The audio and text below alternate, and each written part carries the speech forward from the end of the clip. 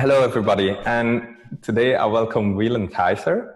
He's a post-method head coach responsible for the whole of Europe. And he studied directly under two times Olympic coach Nicholas Romanov. He's also a personal trainer specialized in triathlon and running. And I believe we met in 2013 already. Years ago. Yeah. I'll come back to that. How are you? I'm fine, thank you, Ken. And from the introductions, are there other things that you currently do? Basically not. I'm running my own business. It's called Mastering Movement, and I'm usually doing running classes and triathlon classes. So the classical cycling, swimming and running stuff. So there is more about 70% of running, which I did in the last 10-15 years. So it's more focused on that one because the questions from clients and athletes are more in this direction than in swimming and cycling. But there is also a very good pose method is a very good tool for improving the movement at all. So It doesn't matter in fact which sport you're choosing. And I will come back to that one. All right. so yeah, a little bit more about how we met. I looked it up. It was 2013. Time flies. Yeah. And I was myself running more than now. Yeah? And you always look ways to improve yourself. Mm-hmm. And that's how I came out with the post method. I was like, okay, you have your limits of your physical capability. But I discovered something, technique. Oh, this is a whole new spectrum. And then I came out with pose and I contacted you because there wasn't any coaches in Belgium. And you advised me to come to a workshop, which I did in London with Gil Kramer. Yeah, I remember. And that was the first time. We met in London, yeah, right. Yeah. But still, it left me with a lot of questions back then. Because it was like, what? Everything I do is, I'm not going to progress anymore. So I went a little bit deeper into it. And then, I asked you for a certification, which we organized later that year together with Laura and Lex here in Belgium. Okay. And then it started. So yeah. Yeah. So that was 2013. How long did you start before that? Can you picture a little bit your background? Yeah. Yeah, your background and timeline. I started in 2006, I guess. Yeah, it was 2006. Because of in early 2006, I had a little injury. I was actually not. It was at home. I just ran up the stairs and get a break in my knee, whatever. I get fluid in my knee, and it was by accident. Let's say that, and it takes me over 3 months times. And every second week my knee was like a football, right? So I had a lot of fluid in my knee and nobody could tell me where it comes from. So I went to a couple of doctors and we did x-rays and so on and so on. And at the end of the day, nobody can tell me what was really the reason for that. Up to this time, I did a lot of running. I started my running career like a competition carrier, more or less, end of the 90s. And then I started just with running. And then later on, I took over to triathlon as well. What was your preferred distance in the running? Preferred distance is the long marathon stuff, half marathon. So it came from, because when I was young, I was an archer. I did archery for over 20 years. Yeah, I remember. Therefore, we need a low heart rate, Absolutely. And the second part of archery training was running, in fact. Long distance running, slow speed, that was the reason, and that was my background, because I used to run all the time, when I was young and so on. I did a lot of cycling as well. And that is a little bit the background where I come from. And then later I compete in longer distances like half marathon and marathon. After this break, let's say this, after the break, an injury break. Are you still archering from No, that? I gave it up when I start my study. So because it's a very time. You never did it afterwards? No, because it's a very time-consuming sport. We had about 4 to 5 times training plus additional stuff around that. So we do strength training, and we do flexibility, we did running, and so on and so on. Also, I did a cycling program and a little bit of swimming, just to do some different movements, and keep your upper body fit and your arms fit and so on, And so during my study time, I didn't have any time to do any competitive training in this time. So I lay down, and later on I didn't come back, because before I was in a national team in the BCAD, and did also international competitions for that. And then at some point you have to decide what you're doing. Either it's more the job side or it's the sport side. And archery wasn't a sport in Germany, especially in Germany, which was not supported by any other company money-wise or so. You don't get a lot of sponsors for this, because it was not in everybody's mind. It was an Olympic discipline, but the attention for that was not very well and not very high. So that was the reason. So when I was in 2006, when I get off these problems with my knee, I had about 3.5 months no training at all. It's just recovering from this problem and find out. So during this time, I had a lot of time to spend in the internet, surfing the web, looking what kind of methods it's available for getting less impact into your body. And at the end, I came out to the pose method. And the internet was slow back then as well. Yeah. So you needed a lot of time. More than 15 years ago, So we didn't have these video stuff. There are only a few books out and a couple of articles from Dr. Romanoff and all others, of course. So I compared these different methods. And for myself, I decided to follow this route of pose method.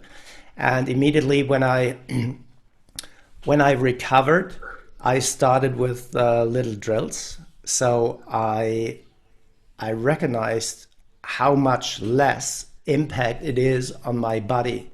Because think about 3.5 months without any training, you're losing any strength. You're getting very sensitive in listening into your body, what's happening, right? Is there a problem? Might be a problem or not.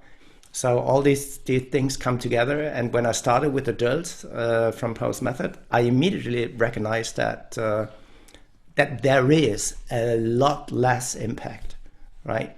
So, and then I start slowly running. I reduced my the height of the shoes. We can talk about that a little bit more detailed. So I go more flat and more thin, and this gives me a little bit more strength in my feet, and so on and so on. So one come to the other, and I give all my time I needed to start up with a new running technique. So for me as well, it's more the focus on the technique, because I was not able to run any longer distances, So I have to start with 100 meters, something like that. And I did it for a couple of weeks, and just break these 100-meter distances by any kind of drills, which I recommended from the book or from videos we had at this time. So and that's usually the time, I wouldn't say the best time, but a time for people when there's an injury or when they start running, because then the mind is open and we can gradually build up the distance. Sometimes people contact me 2 weeks before a big race. They want to train running technique, and I go, You don't really want to do Sorry, that. that's too late. So Yeah. I mean, the point is every sport needs some technique. It doesn't matter what it is. So even running, which looks like very easy because we do it since we are 2 years old or something like that. We could run, let's say, right? And in this stage, at 2 or 3 years, we are very good in running. Even the running technique is very good, you know. And later on, as we get later, like 15, 20, 30, 40 years old, our running technique is greatly away from that what we did when we are young. But in our head, we still run like Yeah, we still run and think about nothing changed. Yeah. Just we get older, but the technique varies greatly. You know, that is a little bit of problem because what comes with that is the perception. Our perception moves from this stage when we are young to when we get older, and that's the problem. We don't recognize what we are actually doing, and that's influenced by our daily movement and our daily lack of movement and old injuries and everything, all history that you carry with you. Yeah, absolutely. So that all is influencing these kind of movement, especially in running, right? And then we have these. We think about the shoes.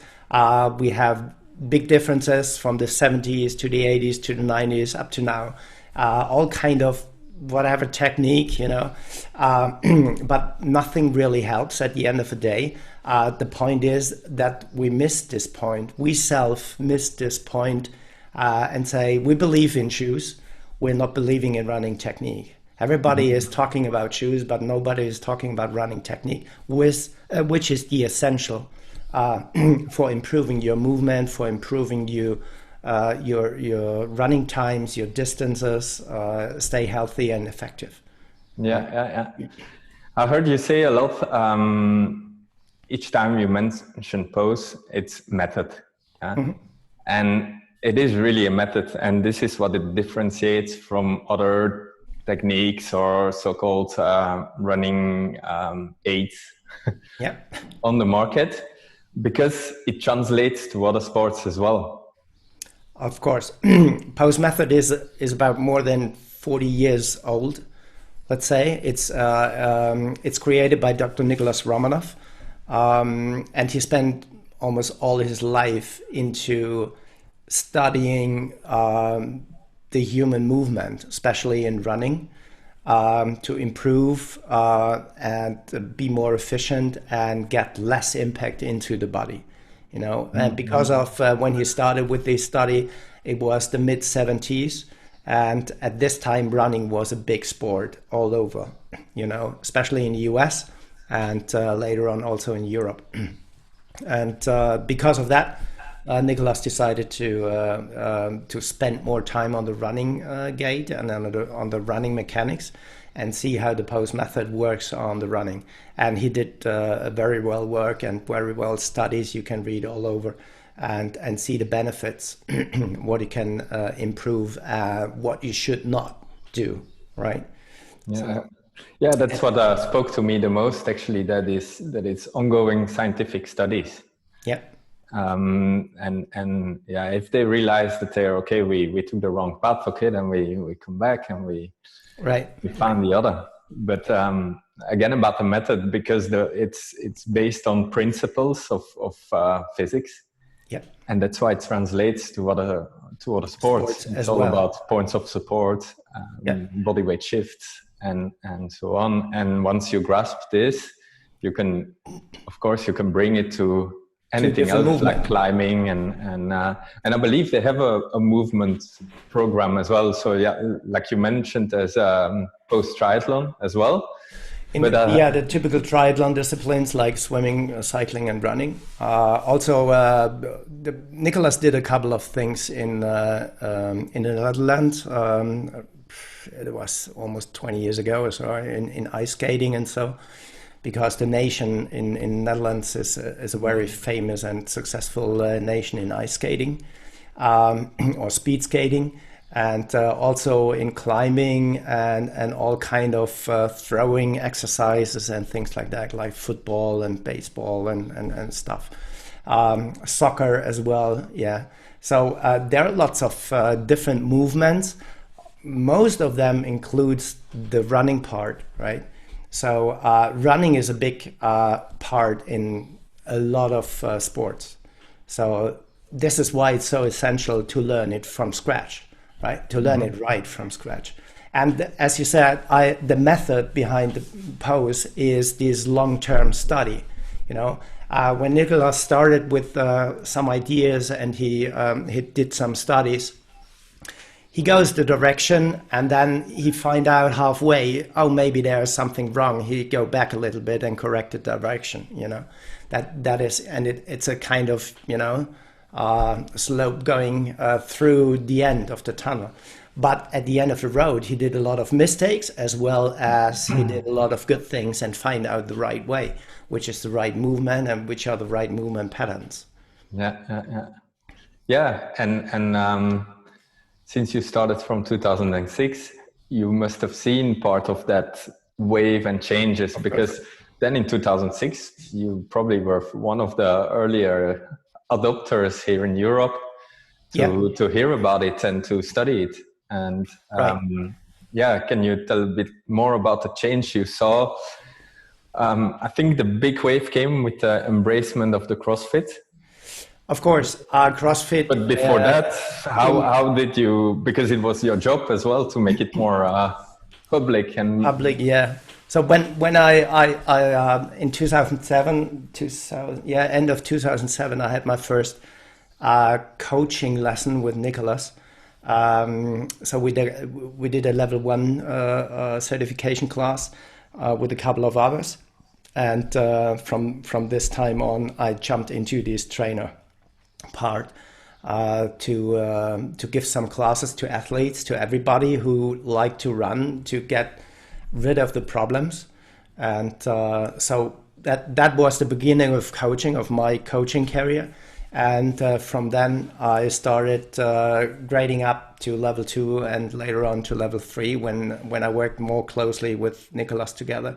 He is looking for someone who takes over the European part to spread this word of pose method, you know. And then also I started as a level 3 coach. I started with educating like we did together in Belgium. So the differences between the levels, just for people. The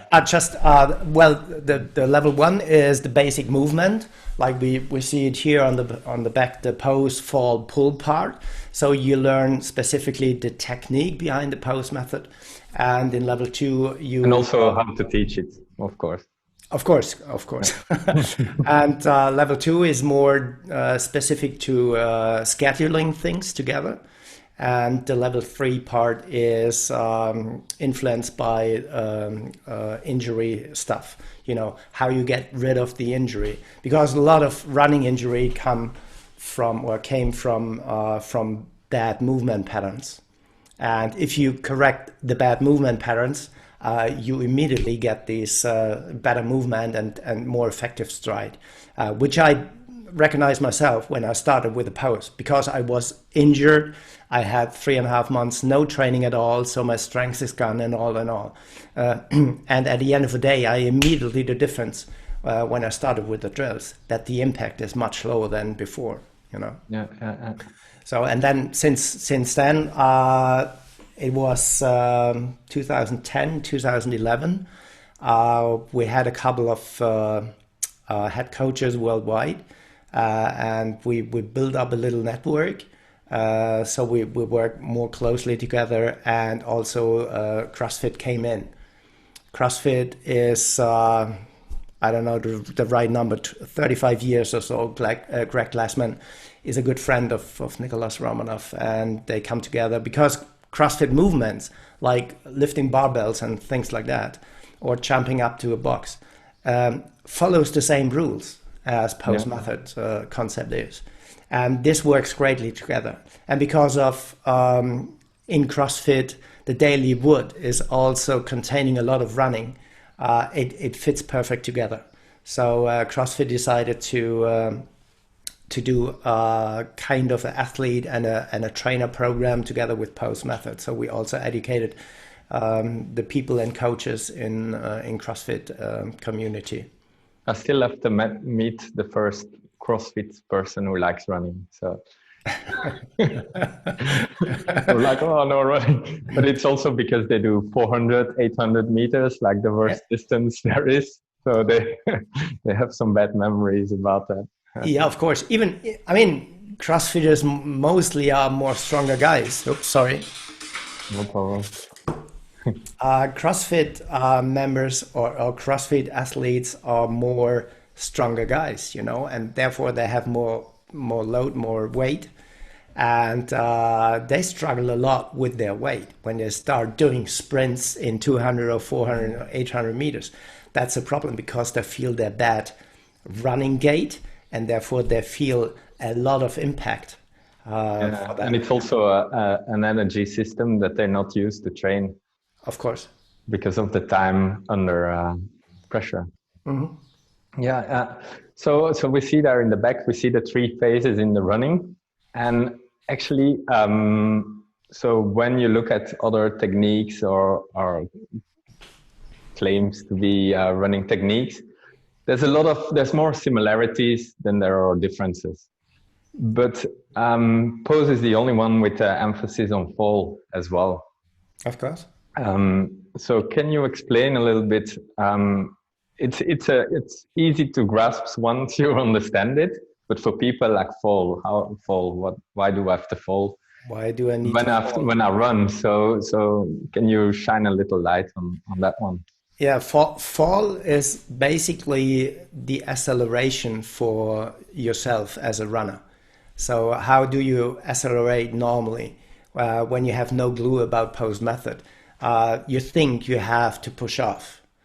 Your stride is a push-off stride, right? Which has a lot of potential for inflammation and injuries.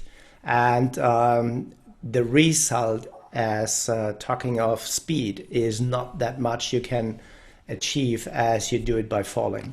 Yeah. So also when you push off in the sand, for example, if you run on the beach and you're gonna push, you're not gonna go anywhere. Yeah, it's the most of the energy goes into the sand. It's the opposite direction, and because it's a very soft area, even if it's a dry sand at the beach, you know. But this is a good example that you see that the most of the energy went away. It's not going and pushing you forward, right? So that's the problem, and this is what Nicholas. Even before Nicholas came to that point, there was another scientist. It's Peter Kavanagh. We had a study in 1990. Peter Kavanagh was the leader of, and he did a study. It's called Extensor's Paradox.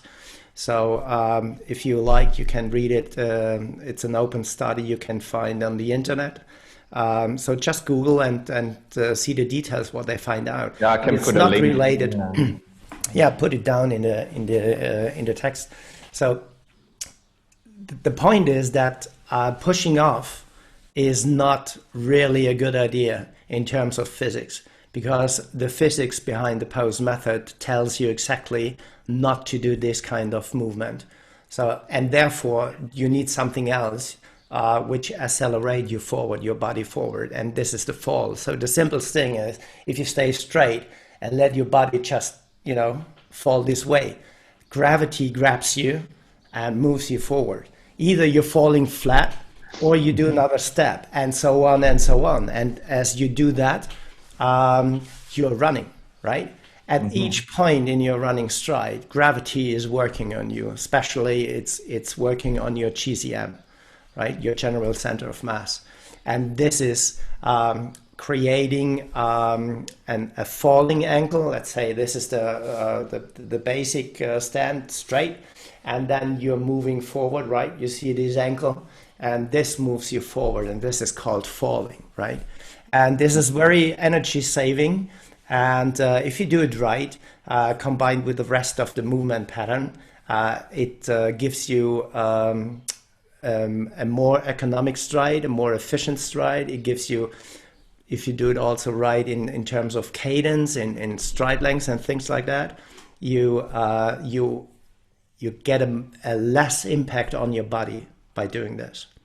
And it doesn't matter if you are a slow runner with a 7-minute pace, or if you're a fast runner like Haile Gebrselassie or Usain Bolt, which are doing a 2.50 on a marathon race or on a 100-meter sprint, right?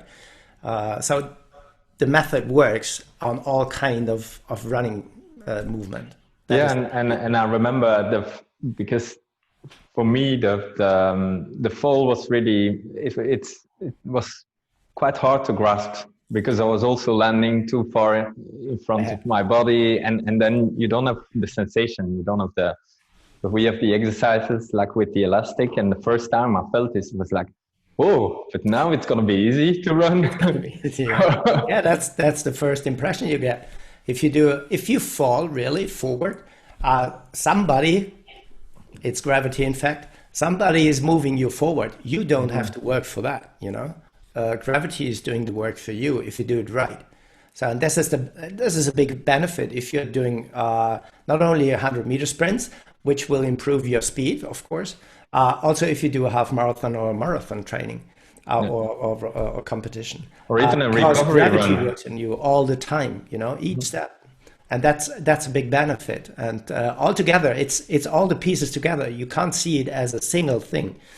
So you have to see all the benefits together at the end of the day, which is called pose method, and the method itself is a conception of movement, you know. Okay, yeah. So thanks for that. So to go back to the timeline a little bit, so how do you see it nowadays evolving and changing or getting more mainstream, or what is happening now on a larger scale? Because I'm here locally helping people out, but you have a better view of in the world what is happening. I believe as well there's a lot of requests in Asia to embrace this technique.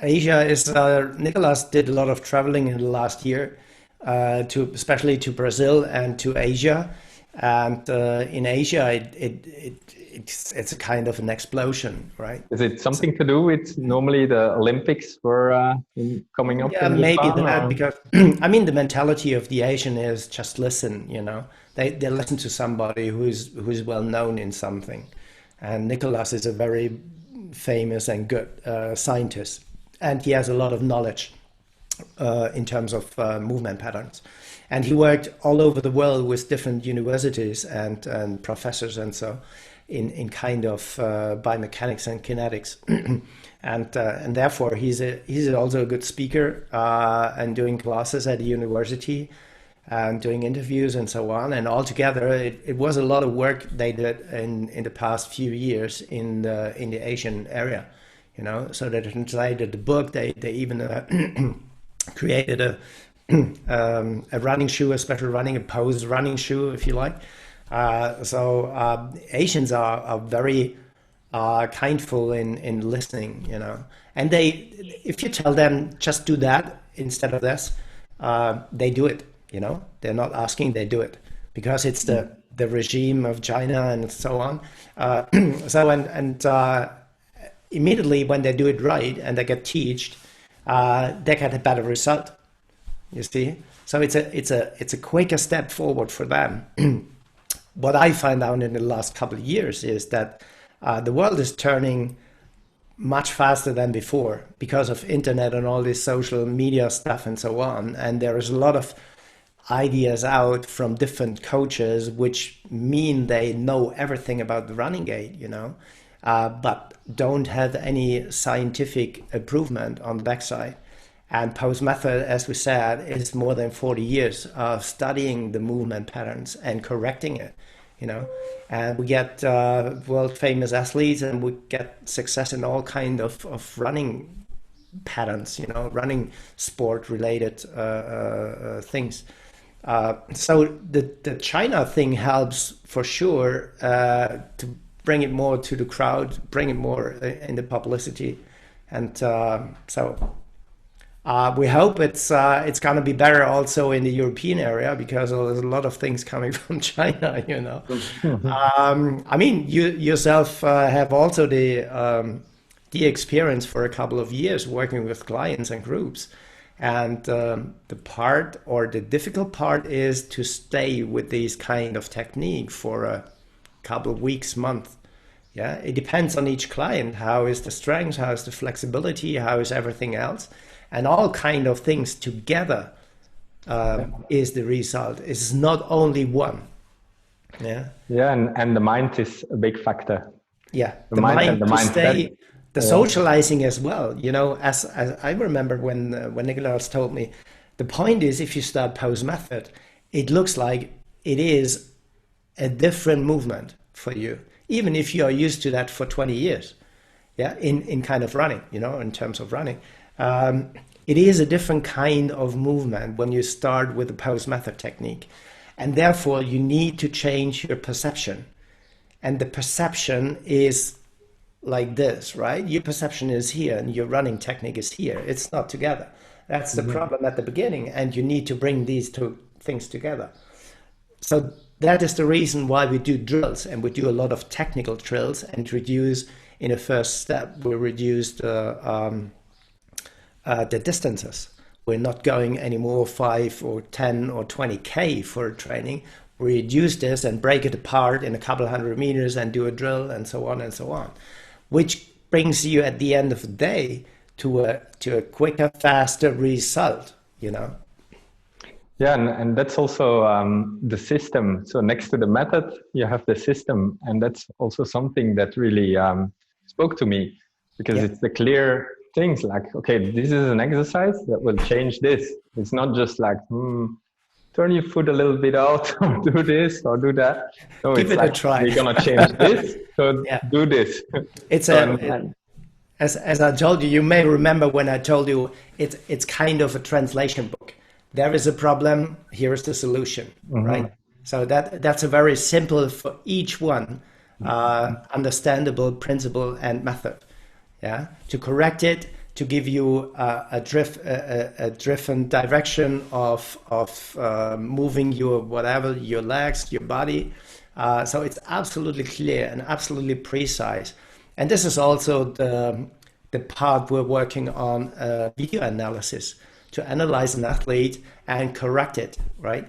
So if we see a runner running and we take a camera or an iPhone or something like that, and we look at the different steps of the gait, we have a concept behind where we can compare, right?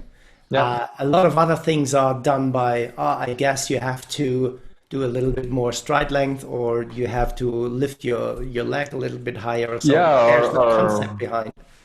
Or usually when I buy other running books as well, and I see, because it's a big interest as well, personally and professionally, but most books are like, okay, strengthen the glutes, do this drill, do lunges, squats, and then there's a schedule.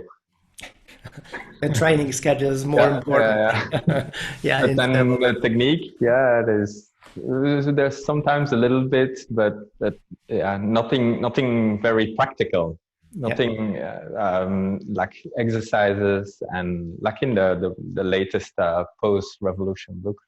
Yeah, that is the point. There are average, let's call it average kind of exercises, which are not specific to your deviations, what you're doing compared to the pose method standard. So in pose method, we compare to a standard, let's say a running standard, and therefore we have this concept, and therefore we can compare video analysis to the standard, and then we have little differences between the standard and the runner itself, so we can correct by specific drills to each one of them. And this is the key behind the pose method, that we have a correction system as well. Not only we have the right description for the movement pattern, what you should do and what you shouldn't do. So we have this correction system as well. And this is a clear picture. If you show the video to your clients and tell them this is the standard and this is what you're doing here in the video, he absolutely immediately picks it up and can change it, right? And you can assist from side. And this is the benefit of pose method, the concept behind that. You know, all together comes life. You know, it's all working together, the system. And this is what also, when I started with pose method, at this time we had the standard already, and at this time we had also video analysis. So it was something which influenced me a lot compared to other systems in running technique. So there is a concept behind that, and it seems at this time for me to work very well. Yeah, because it's visual. It's okay. Yeah, it's easy to understand for everything, for everybody. Nobody has to be a sports scientist to understand the pose method. Every runner, in my 15 years career, I have nobody not understanding what's behind pose method. It doesn't matter, is it a personal training or is it a class training? Nobody at all has no idea at the end of the day what is pose method. They all understand it, and I said, wow, that's easy to understand, right? I said, why didn't I come to myself on this point? Yeah, of course. You should read the internet. Yeah, that's also the reaction usually I get with people in a workshop or a clinic. Oh yeah, that's easy. And then they think, oh, but now I have to implement it before they do the exercise, like overwhelmed. Yeah. So the point is when they decide to change their running gait, they should forget everything. Yeah. In terms of running, and start from scratch, right? And give themselves the time to learn a kind of new pattern. Use different tools, use different drills to proceed. You know, to go forward and see how your body reacts and listen to your body and get a better perception. That's the key point on the pose method. Yeah, take it apart and build it stronger. So as it is pictured here, we have 3 kind of basic elements in the pose method, which is pose, fall, and pull, right? And when we start training with pose method, we split it, right? We have a couple of drills for doing the pose. We have a couple of drills doing the fall and also for the pull. And at the end of the day, we put it together, and then we have a complete running gait, which is better understandable and better perceivable. So now it's a bit strange times while we talk, and of course people can always contact a local trainer. There's on the website there's the map, the world map with all trainers located everywhere. But let's say now some people are still in lockdown and they're very interested. How can they get started, or where can they look for information? Or is there a digital platform now? There is the platform in the US. It's called posemethod.com, and there we have a video series platform, which is an excellent tool to start off with. There are a couple of programs which helps you jump into this concept of pose method. There's a free trial of, I guess, 7 days or so. And if somebody wants to get a little voucher or so, they can call us. We have some, you and me. So this is one part. The other part is there are also some free videos in YouTube available. So, but be aware that you find a real pose coach. And also there are a couple of books, the running technique of triathlon and the normal running technique book are also available as PDF and Kindle format, and what's the other one? iTunes books. Yeah, no, also hardcover. Paper version as well. Yeah. So there are a couple of things around where you can start studying and doing first drills. And also we are available as personal trainers. I don't know how are you going in Belgium. In Germany we started last week.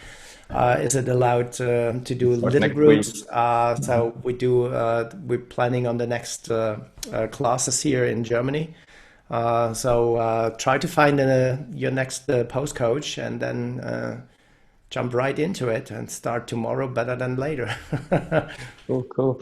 So always at the end, I'd like to give people something very, very practical, things to start with today or tomorrow without opening the computer, do some research. So if people go for a run today or tomorrow, is there something simple, easy, where they can pay attention for that will already help them a little bit on the way? Yep. Yeah, there's, in fact, you need no tools. You all are familiar, I guess, with rope jumping, right? So do Rope skipping, yeah? Yeah, rope skipping. So do just this drill. Interrupt your normal running by doing rope jumps, but on a very quick, low state, right? It's like bum, bum, bum, bum, bum, bum, bum, bum, bum, bum, bum. Not jumping very high, so it's more quick, right? The quicker it is, the better it is, right? It's just a very simple drill. Just run a couple of meters and then stay and do them little quick jumps, right?